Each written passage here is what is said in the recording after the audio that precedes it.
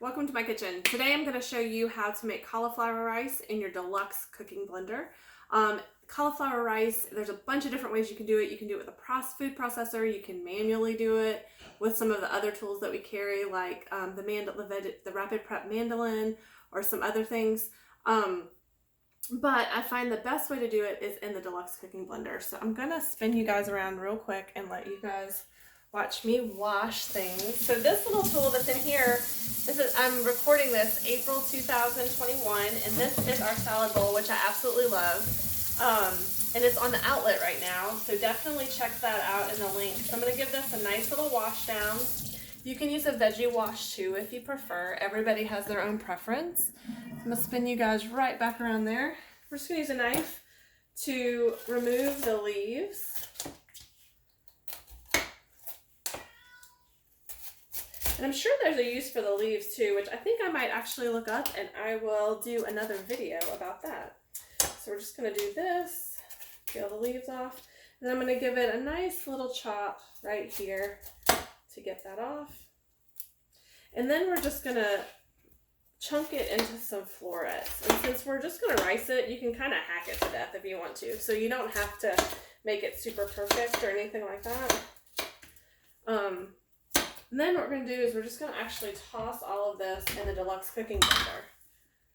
And we're just going to use it to pulse to get out, to rice the cauliflower. But this is probably the tidiest way to do it without making a huge, huge mess.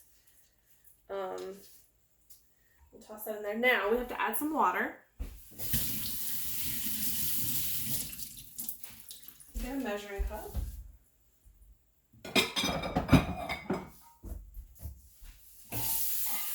I'm going to add about 2 or 3 cups of water, just enough to kind of fill it up a little bit.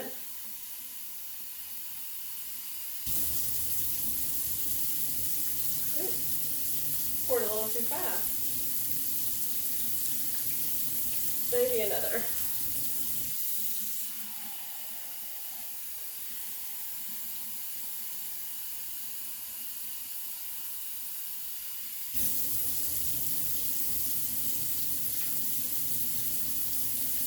So I'll put about 6½ cups of water in here, and then we're just going to pulse it. So let me turn this on, and our pulse button is here on the top. So we're just going to pulse it, and we'll pull it a little bit closer to the side.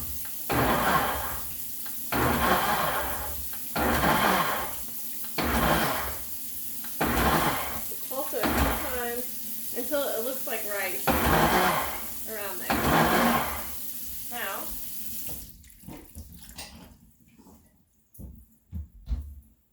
we're going to take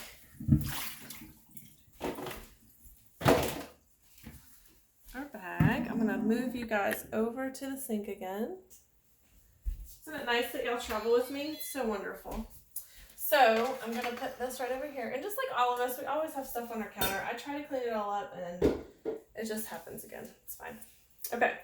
So I'm going to use this, and I'm going to use... When you're short, you need a ladder. So I'm going to get up here and get my sieve. So I'm going to use this first to strain out some of it. And I have my spoon already right here. So I'm actually going to use my strainer first to strain some of this out. So I'm going to set it kind of over my sink like this. And I'm going to open up this, and I'm going to use our fine mesh strainer to strain out most of the water. So you guys can see that. This is our fine mesh. So you can see it's only getting the water out. So you can use just this if you want and press it down. You can see how much it's gone down just since I started. And keep pressing that out. And then I'm going to actually use the mesh bag too to get all of this out. So since I'm not cooking this now, I'm prepping it. I'm going to put it in the refrigerator for later. So I'm going to use some of our leak-proof glass containers. I just think those are absolutely wonderful. So I'm going to kind of smash that down. Let me put this in the glass container. Okay, and then we'll go with the next round of cauliflower.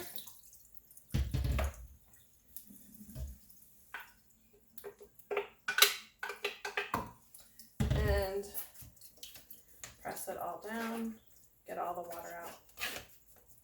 The more water that you get out, the lighter and fluffier your rice is going to be. So step 2 is going to be to do it again with the bag. So I'm actually going to take what I put in this container and I'm just going to put it in this bag and squeeze out the rest of the cauliflower. Do y'all use your hands a lot in cooking? I use my hands a lot. I get annoyed with tools sometimes. So you're just going to pull the bag like this and look at all this extra that I'm able to squeeze out. And this is great because I didn't have to spend a lot of time drying the cauliflower beforehand. I can do it afterwards. And you can do several heads. And then what's great is that you can lay this out on a sheet pan and dry it in the oven and then freeze it so that you have it for later, but then you don't have all the extra preservatives and stuff from the store-bought.